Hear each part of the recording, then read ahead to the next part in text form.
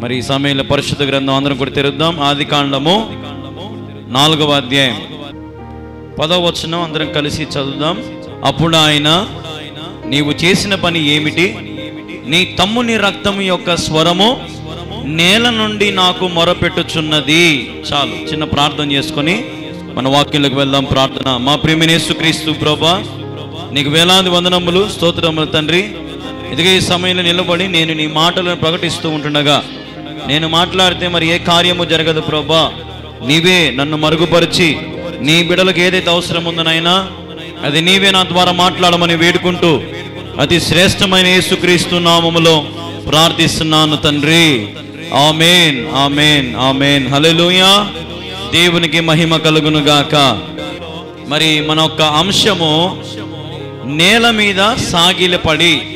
మన అంశం ఏంటి? నేల మీద సాగిలపడి. ప్రియమైన దేవుని వారలారా, ఇక్కడ మనం ఒక వ్యక్తిని చూస్తూ ఉన్నాము, కయ్యోను హేబేలు. అయితే అన్నయ్య తమ్ముని చంపి చాలా పెద్ద తప్పు చేశాడు.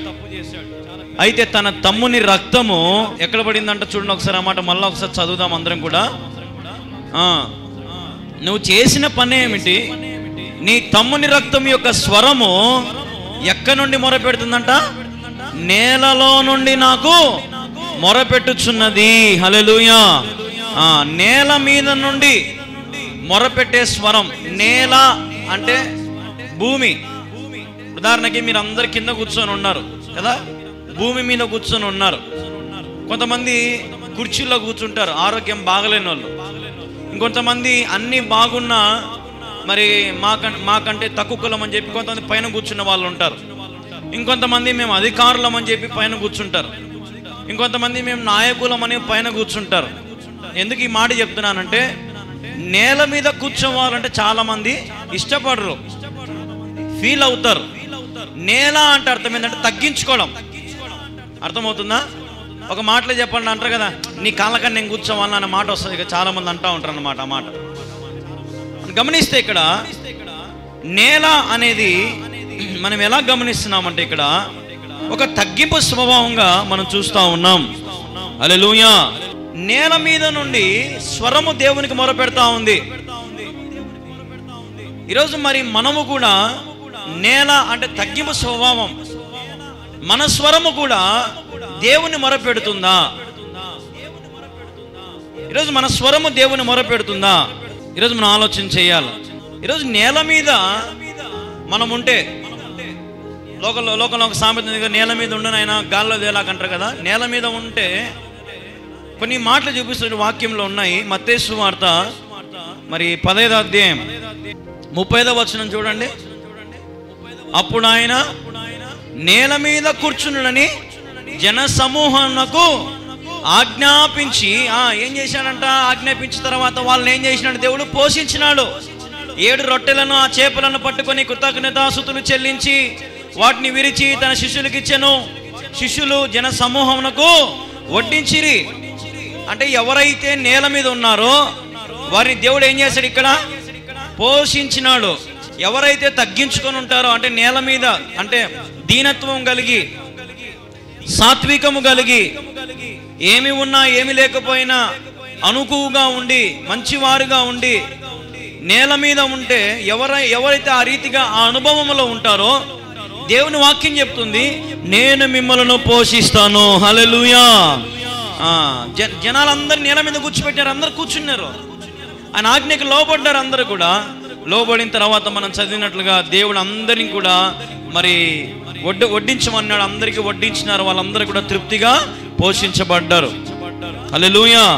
ప్రియమైన దేవుని వారలారా, ఈ రోజున మనం తగ్గింపు స్వభావం ఉంటే దేవుడు ఖచ్చితంగా మన జీవితంలో గొప్ప గొప్ప కార్యాలు చేయడానికి సిద్ధంగా ఉన్నాడు. చూడండి, ఒక మాట చూపిస్తాను. కీర్తనల గ్రంథము 113వ అధ్యాయం చూడండి ఒకసారి. కీర్తన 113 8వ వచనం చూడండి ఒకసారి. 8వ వచనం ఒకసారి స్క్రీన్ చదవండి ఒకసారి. ఆయన నేల నుండి దరిద్రులను లేవనెత్తువాడు, పెంట కుప్ప మీద నుండి బీదలను పైకెత్తువాడు. హల్లెలూయా. ఎక్కడి నుంచి లేపుతాడంట? నేల నుండి దరిద్రులను లేవనెత్తువాడు నా యేసయ్య. హల్లెలూయా. నువ్వు తగ్గించుకొని ఉంటే చాలు, నా దేవుడు నిన్ను అంచెలంచెలుగా హెచ్చిస్తూనే ఉంటాడు, నిన్ను దీవిస్తూనే ఉంటాడు, నిన్ను ఆశీర్వదిస్తూనే ఉంటాడు, నిన్ను ఫలభరితంగా చేస్తూ ఉంటాడు. ఈ లోకంలో నువ్వు దేనిని బట్టి అతిశయించకూడదు. నీ కులాన్ని బట్టో, మతాన్ని బట్టో, ఉద్యోగాన్ని బట్టో, డబ్బును బట్టో, వెండి బంగారాలను బట్టో ఎప్పుడు కూడా నువ్వు దేవుని దృష్టిలో ఎలా ఉండాలంటే నేల మీద ఉన్నట్టుగానే నువ్వు ఉండాలి. గుర్తుపెట్టుకో, నేల నుండి దరిద్రులను ఆయన లేవనెత్తువాడు. ప్రియమైన దేవుని వారులారా, దేవుడు లేవనెత్తితే ఈ ప్రపంచంలో ఎవరు కూడా మళ్ళీ కూలదోయలేరు. గుర్తుపెట్టుకోండి, ఒకసారి దేవుడు చేయి పట్టుకుని పైకి లేపాడంటే ఇంకా మనుషుల తరం కాదు. ఇంకా మనుషులు ఎన్ని కుట్రలు పడినా, నీ వారే నిన్ను ఎన్ని చేయాలనుకున్నా, నీ రక్త సంబంధికి నిన్ను హాని చేయాలని తలపెట్టినా, నీ చుట్టూ ఉన్న వారు నిన్ను హేళన చేసినా, ఏం చేసినా నువ్వు పడిపోవడము అసాధ్యము. ఎందుకంటే నీ చెయ్యి పట్టి లేవనెత్తిన వాడెవడు? యేసయ్య. నువ్వు నేల మీద ఉండు, నేల మీద ఉండి నువ్వు ప్రభు కోసం ఇప్పుడు ఎట్లయితే మరి అతన్ని ఆ రక్తము దేవునికి మొరపెట్టిందో, ఈరోజు నువ్వు కూడా నీ జీవితం ఉన్నంత వరకు ప్రభుకు మొరపెట్టుకుంటానే ఉండు. నేల మీద సాగిలపడి నువ్వు ప్రభుకు మొరపెడుతూ ఉండు. ఎల్లప్పుడూ ప్రభు పాదాల చెంత ఉండి నువ్వు ఉండగలిగితే, చూడండి ఒక మాట, యోహాను సువార్త 9వ అధ్యాయము, యోహాను సువార్త 9వ అధ్యాయము 6వ వచనం చదవండి ఎవరైనా. ఆయన ఇట్లు చెప్పి నేల మీద ఉమ్ము వేసి ఉమ్ముతో బురద చేసి వాని కన్నుల మీద ఆ బురద పూసినాక ఏమైంది? వాని కనుచూపులు తెరవబడినాయి. అంటే ఇప్పుడు దేవుడు ఎక్కడ ఉమ్ము మూసినాడు? పైన ఉప్పు అని ఎవరైనా మూసుకుంటాడా? మూసుకుంటే ఎవరి మీద పడుతుంది? మన మీదనే పడుతుందిగా. కానీ ఉమ్మ ఎక్కడ మూయాలా? మరి ఎక్కడ మూయాలా? ఒకరోజు నేను బండ్లో పోతాను, లింగాపురం నుంచి పోతుంటే ఖచ్చితంగా కొత్త చర్చి కాడ ఒక ఆయన బస్సులు అని మూసినాడు, మీద పడింది. చూస్తే ఆకేసుకున్నాడు ఎర్రగా. అంటే ఏం జరిగింది ఇప్పుడు? అలా ఎవరి మీద ఉమ్మేసినాడు? నేల మీద వేయలే, నా మీద వేసినాడు కదా. ఇక్కడ మనం చూస్తున్నాం. కానీ దేవుడు ఎక్కడ ఉమ్మేసినాడంట? నేల మీద ఉమ్మేసినాడు. ఇప్పుడు నేనేం చెప్పినా మీకు? ఏం చెప్పినా? మీరు ఎక్కడ ఉండాలని చెప్పినా? నేల మీద ఉండాలి. అంటే ఇప్పుడు మన నేల మీద ఉంటే దేవుడు ఉమ్ము వేస్తున్నాడంటే నేల మీద, అంటే మన దేవుని దృష్టిలో మీరు అనుకోవచ్చు, ఏంది బ్రదర్ కళ్యాణం, నువ్వు నేల మీద ఉమ్ము అంటే ఇంత చీపు కనబడుతున్నావు దేవుని కానీ మీరు అనొచ్చు. కానీ అక్కడ నుండే దేవుడు బురద తీసి ఆ బురదతో కన్నులు మీద రాయగానే వానికి ఏం కలిగిందంట?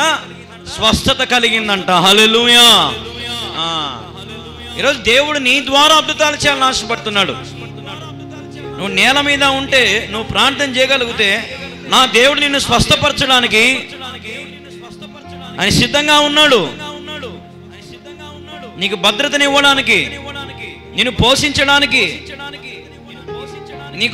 నువ్వు ఫలించడానికి, అభివృద్ధి పొందడానికి నీ తగ్గింపే నీకు ఉపయోగపడుతుంది. ఏం ఉపయోగపడుతుంది? నీ డబ్బు ఉపయోగపడదు, నీ అందము, నీ సౌందర్యం ఉపయోగపడదు. ఏది కూడా మన జీవితాలలో ఉపయోగపడదు ఒక స్థితికి రావడానికి. ఒకప్పుడు ఒక స్త్రీ ఉండేది హైదరాబాద్లో. ఒక 10 ఏళ్ల కిందట ఈ మాట నేను చెప్తున్నాను. అప్పుడు నేను 10th క్లాస్, ఆ మధ్యలో 9th 10th చదువుతున్నప్పుడు ఒక ఆమె ఉండింది. ఆమె పేరు తారా అని ఒక ఆమె ఉండింది అనమాట హైదరాబాద్లో. ఆమె చాలా పెద్ద పెద్ద వాళ్ళతో సంబంధాలు పెట్టుకొని ఉండింది, తప్పుడు సంబంధాలు. అయితే ఒకరోజు ఆమె ఏం చేసిందంటే అందరివి హల్లెలూయా, ఆమె పేరు తారా. అయితే ఆమె పెద్ద పెద్ద వాళ్ళందరితో తప్పుడు సంగతులు చేసుకుంటా తప్పుడుగా ఉంటూ ఒకరోజు ఆమె టక్కున అన్ని కూడా బయట పెట్టేసి అందరినీ బెదిరిస్తుంది అనమాట. ఏమనంటే, నేను మీది బయటికి తేకూడదంటే నాకు ఇంత డబ్బు ఇవ్వండి అనింది.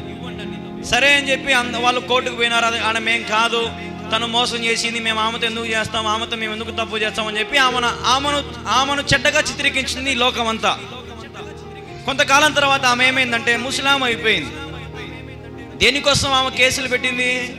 డబ్బు కోసం కేసులు పెట్టింది కదా. టీవీలకు ఎక్కింది, అన్ని ఛానళ్ళకి ఎక్కింది ఆమె. అప్పుడు ఆమె న్యూస్ అంటే చాలా ఫేమస్ అయినది అప్పుడు. కానీ ఇప్పుడు ఆ ముస్లాం అయిపోయింది, చచ్చిపోయిందేమో కూడా తెలియదు, ఏమైందో మరి తెలియదు. కానీ ఆమెకి ఈరోజు ఆమె ఒక రూపాయినా సంపాదించుకోగలగలే. తన అందం పోయింది, తన సౌందర్యం పోయింది, ఏమి లేదు. గర్వం, నాకేముంది అందగత్తిని అనుకునింది, పోయింది. ఈరోజు నిజంగా అట్లాంటి వ్యక్తిత్వాలు చాలా మంది జీవితాలలో ఉన్నాయి. నేల మీద ఉండే స్వభావం మనం కలిగి ఉండాలి. నేల మీద ఉండాలి, తగ్గించుకొని స్వభావం మనం కలిగి ఉండాలి.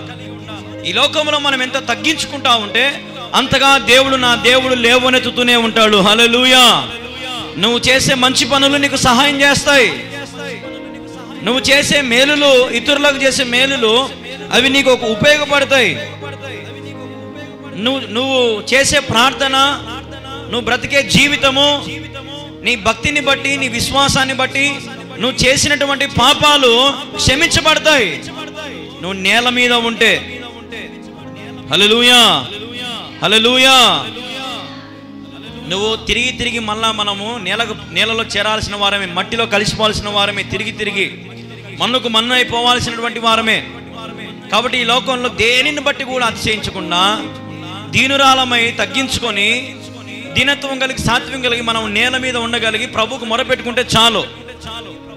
ఏమి ఉన్నా ఏమి లేకపోయినా, దేవుడు సుఖ జీవితం ఇచ్చినా ఇవ్వకపోయినా, దేవుడు ఈ లోకంలో సమస్థానం మనకి ఇచ్చినా ఇవ్వకపోయినా, దేవుడు మనకి జీవితంలో కష్ట నష్టాలను, లాభాలు ఏమి ఇచ్చినా ఏమి ఇవ్వకపోయినా సరే, నువ్వెప్పుడు కూడా ఎక్కడ ఉండాలా?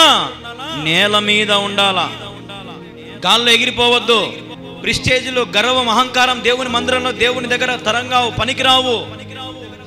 ఇక్కడ అంటున్నాడు, నేను పెంట కుప్పల మీద నుండి నేను లేవనెత్తుతాను. అంటే నువ్వు ఇప్పుడు దేంతో పోల్చుకోవాలా? నేను పెంట కుప్ప మీద ఉన్నాను ప్రభువా, నన్ను నువ్వు లేవనెత్తు.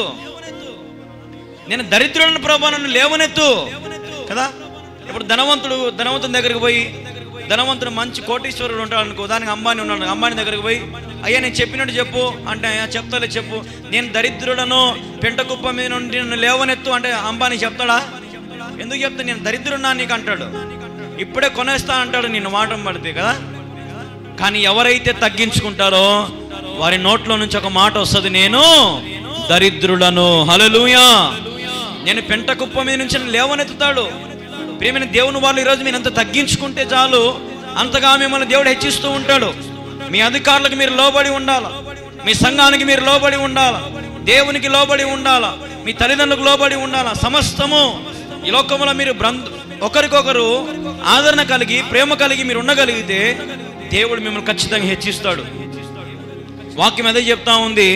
ఏ రీతిగా అయితే మరి తన తమ్ముని రక్తము నేల మీద పడి చిందించబడి దేవునికి మొరపెడుతూ ఉందో, దేవుడు కూడా ఎంతో బాధపడ్డాడు ఆ మొదటి తప్పును చూసి. ప్రియమైన దేవుని వారలారా, ఒక తగ్గింపు ఆత్మీయ జీవితాన్ని కలిగి మనం ఉందాం. మన ఆత్మీయ జీవితంలో ఎప్పుడు తగ్గింపు స్వభావం, చెప్తే వినడం, నేర్చుకోవడం, ఇంకా వినాలని ఆశ కలిగి ఉండడం, ప్రభు సన్నిధిలో సమయం గడపని ఆశ కలిగి ఉండడం, ప్రభుత్వం మాట్లాడాలని ఆశ కలిగి ఉండడం, అటువంటి అనుభవాల గుండా మనం ఉండగలిగితే నేను చెప్పినట్టుగా దేవుడు మీకు ఫలభరితమైన జీవితం కలుగు చేస్తాడు. హల్లెలూయా.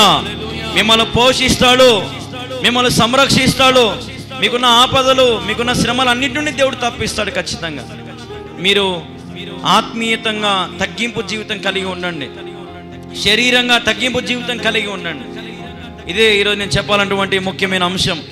అప్పుడు నా దేవుడు మీకు భద్రతను కలుగు చేస్తాడు.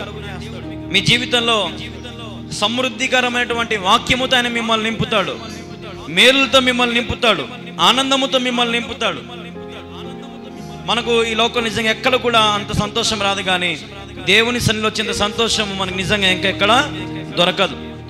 దేవుని సన్నిధిలో ఉన్నటువంటి ఆనందం, దేవుని సన్నిధిలో ఉన్నటువంటి సంతోషము ఈ లోకమంతా మీరు ఎంత తిరిగినా, ఎంత వేటాడినా, ఎన్ని రకాలుగా మీరు ఎన్ని చేసుకున్నా, దేవుని సన్నిధిలో ఉన్నంత ఆనందము, ఈ పీస్, ఈ మనశ్శాంతి మీకు ఎక్కడ దొరకదు. గుర్తుపెట్టుకోండి ప్రియమైన దేవుని వారలారా. ఈ సంతోషం మీకు సదాకాలం కావాలంటే మీరు నేల మీద, అనగా తగ్గింపుగా మీరు ఉండగలిగితే దేవుడు మిమ్మల్ని లేవనెత్తును గాక.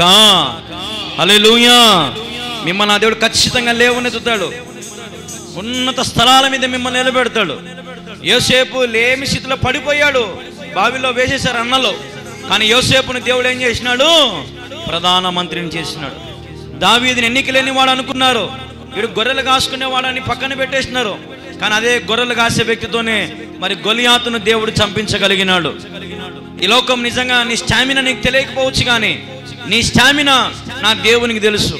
నీ సత్తా ఏందో, నీ పవర్ ఏందో మనుషులకు తెలియకపోయినా దేవునికి తెలుసు దేవుడు నీ పక్షాన ఉన్నాడు. ఖచ్చితంగా నీ జీవితంలో గొప్ప గొప్ప కార్యాలు చేస్తాడు. నువ్వు నమ్మితే, తగ్గించుకుంటే, విశ్వాసంగా ఉంటే, బలవంతం లేకుండా ప్రేమ కలిగి, ఐక్యత కలిగి మీరు ఉండగలిగితే దేవుడు మిమ్మల్ని నిజంగా హెచ్చిస్తాడు.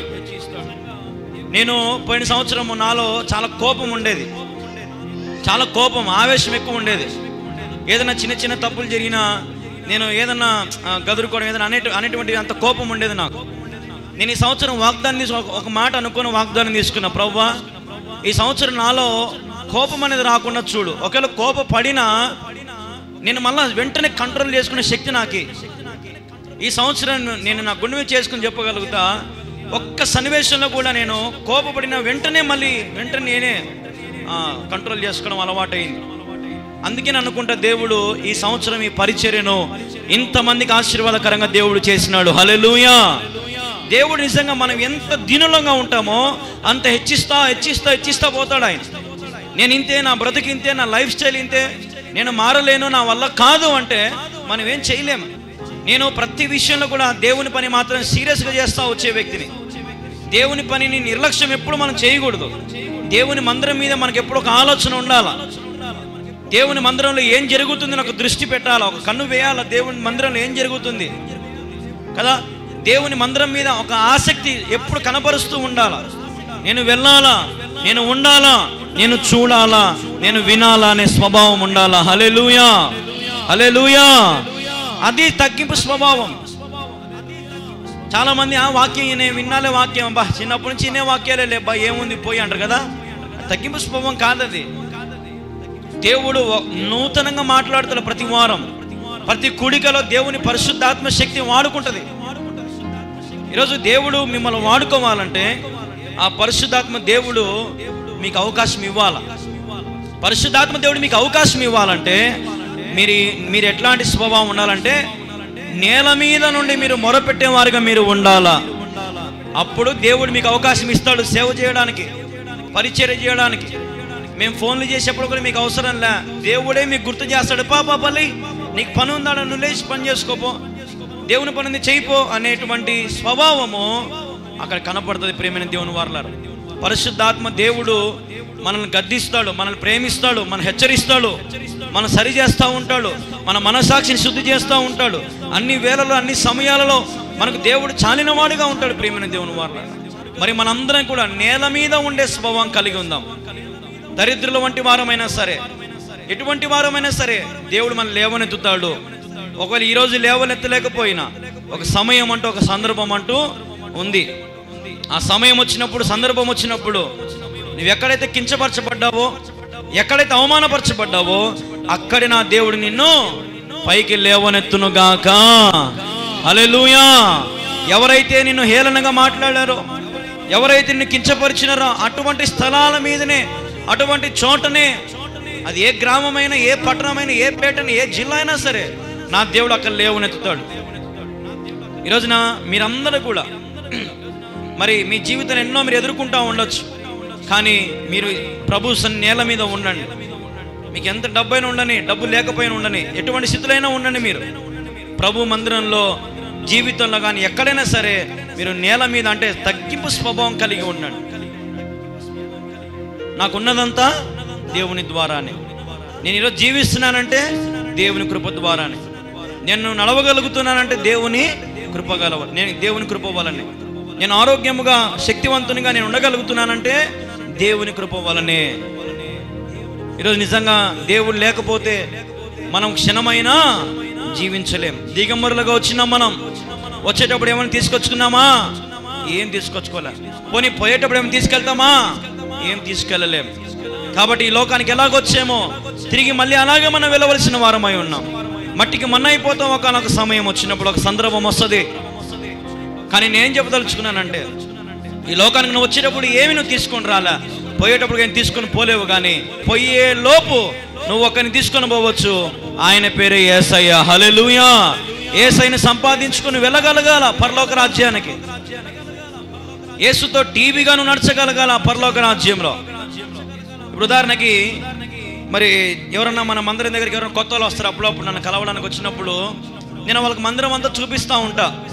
ఇది వంటగది, అది స్టోర్ రూమ్, అది మా రూమ్, అది బాత్రూమ్లో, అది చర్చి, అది గెస్ట్ రూమ్, అది పాస్ట్, ఇన్ని చెప్తుంట వాళ్ళు వచ్చిన వాళ్ళకి అందరికీ. ఆ స్థలం మాదే, ఎంగల స్థలం మాదే, ఇట్లా చేయాలి ఇట్లా చేయాలని చెప్పినప్పుడు వాళ్ళందరూ బాగా సంతోషంగా నవ్వుతా, ఆహా బాగుంది బ్రదర్, ప్లాన్ బాగుందంటారు. నేనే అట్లా చెప్పినానంటే యేసు ప్రభు దగ్గర ఆ పరలోక రాజ్యము మనకు వివరిస్తాడు ఆయన. ఏదో ఇది ఇది ఇది కథ, ఇది ఇట్లా ఇది ఇట్లా అని దేవుడు మనం పక్క నిలబడి మనకు చెప్తుంటే ఎంత ఆనందం ఉంటుంది, ఎంత సంతోషం ఉంటుంది అక్కడ. ఈ లోకంలో తాత్కాలికమైన సంతోషం, అస్థిరమైనది. ఏంది ఈ లోకము? అస్థిరమైనది. ఈ భూమి ఏదో ఒక రోజుకి యుగాంతం ఉంది. ఈ భూమికి ఒకానొక సమయంలో ఈ భూమి తిరగడం ఆగిపోతుంది. ఒకానొక సమయంలో జలాలు, భూమి సమస్తం నాశనం అయిపోవచ్చు. సమయం అతి సమీపంలోనే ఉంది. కాబట్టి ఈరోజు మనము దేవుని వారులుగా ఉండి దేవుని బిడలుగా మనం ఉండగలిగితే, ఈ లోకంలో మనం తగ్గించుకొని రిక్తులుగా మనం ఉండగలిగితే ఖచ్చితంగా ప్రభు మనలను లేవనెత్తుతాడు పరలోక రాజ్యానికి. హల్లెలూయా! తీసుకొని పోతాడు ఆయన. వెళ్ళేదం శ్రేష్ఠ దేశం, నిత్యము ఉండేదన్ ప్రభుతోనే నిత్యము. ఎవరితో ఉంటామంట నిత్యము? మీ భర్తతో కాదు, నీ భార్యతో కాదు, నీ పిల్లలతో కాదు. ఎవరితో ఉంటామంట నిత్యము? దేవునితో, ప్రభుతో ఉంటాం. నిత్యమును ప్రభుతో ఉండాలి. నిత్యమును ప్రభును స్తుతించగలగాలి. నిత్యమును ప్రభును ఆరాధించగలగాలి. ఈ లోకంలో ఉన్నంతకాలం నీ జీవితం ముగించేలోపు బల్లను కూడా మిస్ కాకూడదు. ఆదివారం ఆరాధన మిస్ కాకూడదు. ఎన్ని పనులున్నా, ఎందరు ఏమనుకున్నా నీ గురించి డేట్లు మారిపోవాలా. గుర్తుపెట్టుకో, నీ వల్ల ఏం మారిపోవాలా? డేట్లు మారాలా. ఈరోజు కళ్యాణ్ రాళ్ళే, కళ్యాణ్ చర్చికి పోవాలి, ఖచ్చితంగా పోతాడు కాబట్టి ప్రోగ్రాం రేపు పెట్టుకుందామని అనాలా.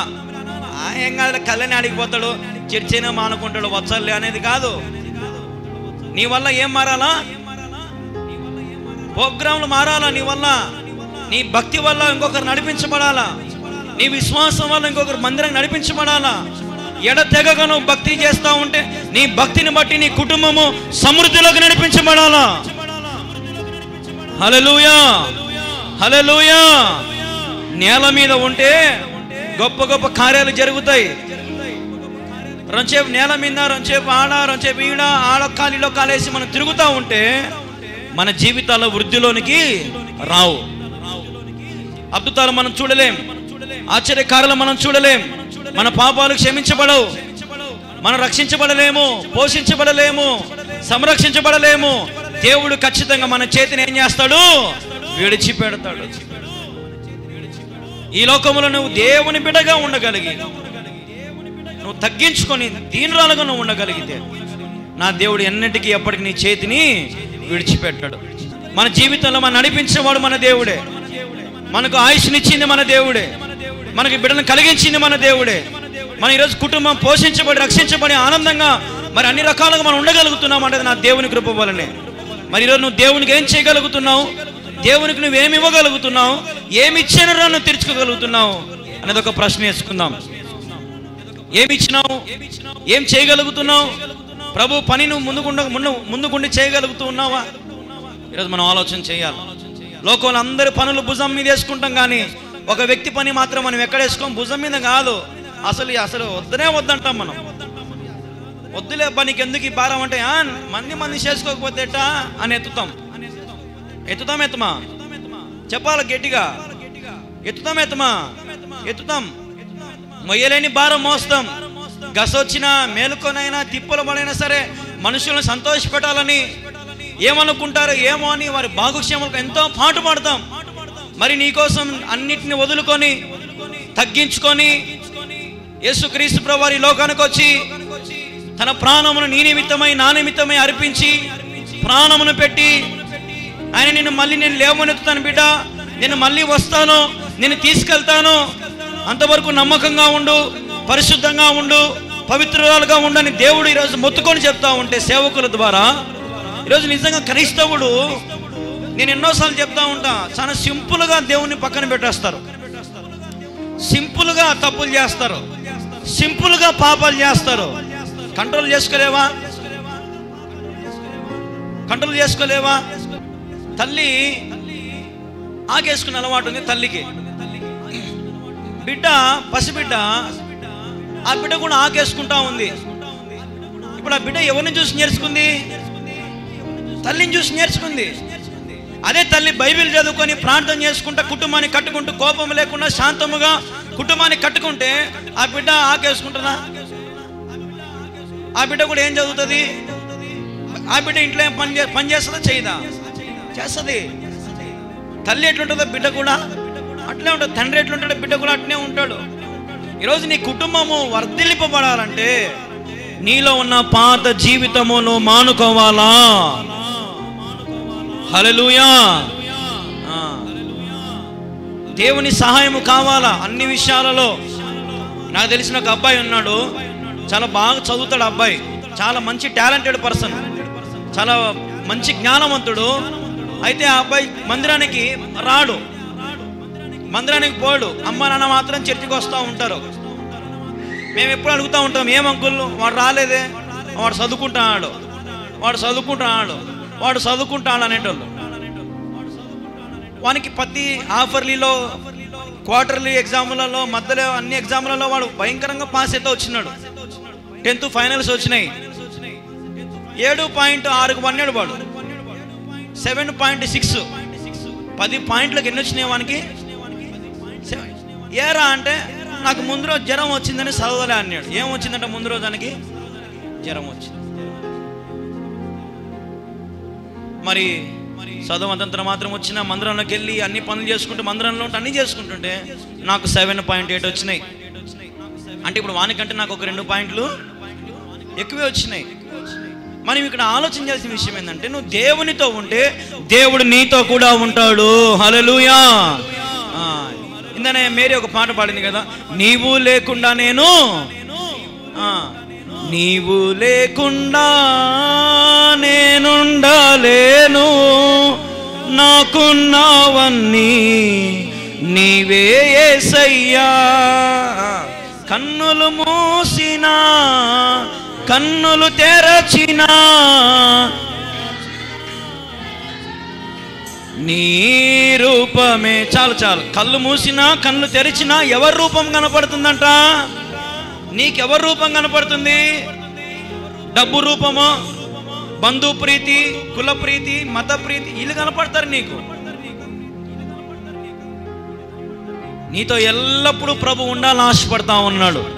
ఎల్లప్పుడూ నీ కుడి పక్కన దేవుడు ఉన్నాడు, నీ ఎడం పక్కన దేవుడు ఉన్నాడు, నీ ముందు నీ వెనకల ప్రతి నిత్యము ప్రతి చోట ఆయన ఉన్నాడు.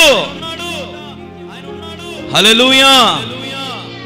ఆయన ఉన్నప్పుడు నువ్వు నేల మీద ఉన్నావు అనుకో, నువ్వు ప్రభా నేను నీ అంతటి వాడను కాదు నాయనా, నేను దీనుడను ప్రభా, నేను నీతో ఉన్నకు నాకు అర్హత లేదు నాయనా, ఒట్టి పాత్ర నాయన నాది, నీవు నన్ను నింపు నాయనా. కానాను విందులో ఒట్టి పాత్రలు దేవుడు దేంతో నింపినాడు చెప్పాలా? దేంతో నింపినాడు? ద్రాక్షరసం పోసినాడా? బా చదువే మార్చేస్తారే టక్కున. ఏం పోసినాడు అనే నేను, ఏం పోసినాడు? దాంట్లో నీళ్లు పోసినాడు. అది చెప్పండి.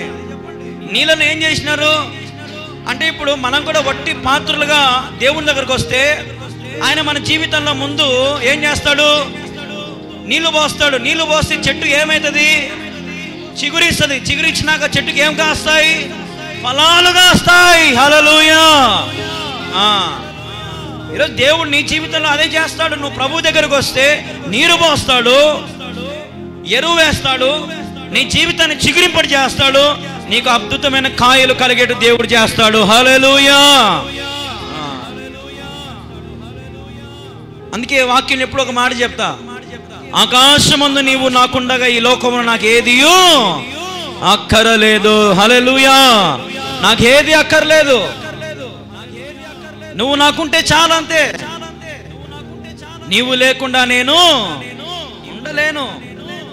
కన్నులు మూసినా కన్నులు తెరిచినా నా చూపులలో నీ రూపమే. నాకు నువ్వే కనపడుతున్నావు. ఎందుకంటే నాకు ఇంకొకటి దిక్కు లేడు, ఎవరు లేడు. నన్ను పోషించేవాడు, కాపాడేవాడు, రక్షించేవాడు ఎవరు లేరు. మీరు అన్నీ ఉండేవాడి దగ్గరికి పోయే బదులు ఏమీ లేని దగ్గర ఒకసారి అడిగి చూడండి, ఎట్టుండవంటే ఎట్టుండలేనైనా నాకు దేవుడే దిక్కునైనా అంటారు. మీరు కానీ ఎవరి మాటని వినండి. మీరు అన్నీ ఉన్నాడు ఈ మాట అన్నాడు. భార్య, భర్త, పిల్లలు, అన్నదమ్ములు, ఆకులు, ఒక్కలు, మందు, సీసా అన్ని ఉన్నాడు. దేవుడు దిక్కంటాడా? అన్నాడు. ఏమీ లేని స్థితిలో నాకు నా దేవుడి దిక్కు అంటారు. హల్లెలూయా. నేనేం చెప్తున్నానంటే, నీకు ఎంత ఉన్నా ప్రభువా నేను ఏమీ లేని వాడనయ్యా, నేను వట్టి పాత్రనయ్యా, నేను తగ్గించుకుంటా నీ సన్నిధిలో అని ఎవరైతే నేల మీద నుండి సాగిల పడతారో వారి జీవితాలను దేవుడు సువర్ణముగా మార్చునుగాక. హల్లెలూయా. అద్భుతంగా దేవుడు మారుస్తాడు. ఈ లోక యాత్రలో మనం ముగించేలోపు, ఈ లోక యాత్ర మనం ముగించుకొని తిరిగి ప్రభు దగ్గరికి వెళ్ళేలోపు ఈ లోకంలో మన భక్తిని ఎప్పటికీ చేయి విడిచిపెట్టకూడదు. ఎన్ని కష్టాలు వచ్చినా, ఎన్ని నిందలు, ఎన్ని బాధలు వచ్చినా, ఎట్టి పరిస్థితుల్లో మన ప్రభు చేతిని మనం ఎన్నటికీ విడిచిపెట్టకూడదు. మన దేవుడు యేసుక్రీస్తు ప్రభు అని మనం నిజముగా నమ్మాలా. మనమే నమ్మకపోతే బెడుగు ఏం చెప్తాం చెప్పండి? మనమే దృఢంగా నా దేవుడు యేసయ్యా, యేసు తప్ప నాకు వేరేది లేదు అని మనం చెప్పగలుగుతున్నామా? అంతే దినాలలో మనం ఉన్నాం. రేపు ఏం సంభవిస్తుందో మనకు తెలియదు. రోజులు మారిపోతూ ఉన్నాయి, కాలాలు మారిపోతూ ఉన్నాయి, సిచ్యువేషన్లు మారిపోతూ ఉన్నాయి, పరిస్థితులు మారిపోతూ ఉన్నాయి. రేపు ఏం సంభవిస్తుందో మనకు తెలియదు. ఏం ప్లానింగ్లు జరిగితే మనకు తెలియదు. రేపు ఎటువంటి పన్నాగాలు జరిగితే మనకు తెలియదు. ఎటువంటి సిచ్యువేషన్స్ మనం ఉన్నాం మనకు తెలియదు. కాబట్టి ఈరోజు నువ్వు ప్రభువుని అడిగి, ప్రభువా రేపటి దినం కొరకు నన్ను నీవు కాపాడు, నా బిడ్డల చుట్టూ కంచె వేసి భద్రపరచు, నా కుటుంబం చుట్టూ కంచె వేసి భద్రపరచు అని ఏ కుటుంబంలో అయితే ప్రార్థన ఉంటుందో దివారాత్రములో ఎప్పుడు ప్రార్థన ప్రార్థన వాక్య ధ్యానం ప్రభు విషయంలో ఊరికి పాట పాడడం కాదు, కన్నులు మూసినా కన్నులు తెరిచినా నా చూపుల నీరు పాట కాదు, నిజంగా జరగాలంటే యేసు నామములో. హల్లెలూయా. నిజంగా జరగాల. ఎప్పుడు నీకు యేసు గుర్తు రావాలా? యేసు లేనిదే నేను నడువలేను, ఒక అడుగైనా వెయ్యలేను.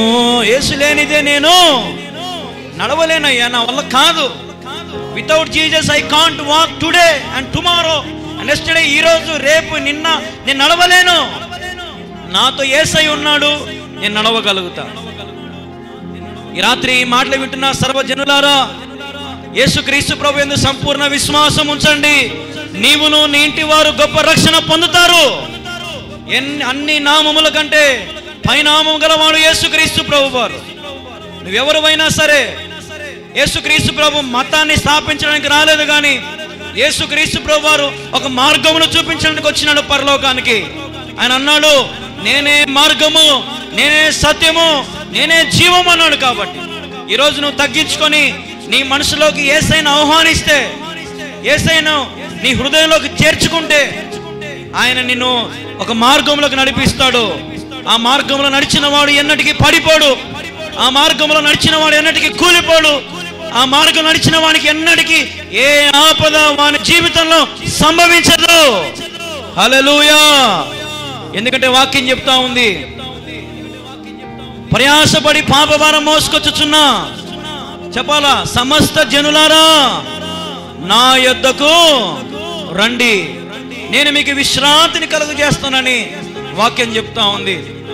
ఈరోజు నా ప్రభు యొద్దకు వచ్చి, ప్రభువా నాకు విశ్రాంతి లేదు, నెమ్మది లేదు నాయన, నాకు నెమ్మది ప్రభువా అని నువ్వు అడిగితే చాలు, ఈ రాత్రి నుండి నా దేవునికి మనశ్శాంతిని కలుగు చేస్తాడు. ఈ రాత్రి నుండి ఎండిపోయిన నీ జీవితాన్ని నా దేవుడు చిగురింపు చేస్తాడు. అన్న బాధల్లో ఉన్నావా? అక్క బాధల్లో ఉన్నావా?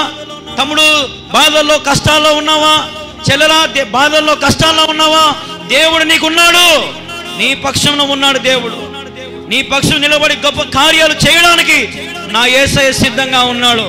నమ్మి విశ్వాసం ఉంచి ప్రభువైన యేసుక్రీస్తు వద్దకు నువ్వు రాగలిగితే చాలు, నా దేవుడు నీ జీవితాన్ని 100 అంతలుగా, 10 రెట్లు కాదు 100 అంతలుగా నా దేవుడు ఆశీర్వదించి ఉన్నత స్థలముల మీద నా దేవుడు మేము నిలబెట్టాలని ఆశపడతా ఉన్నాడు.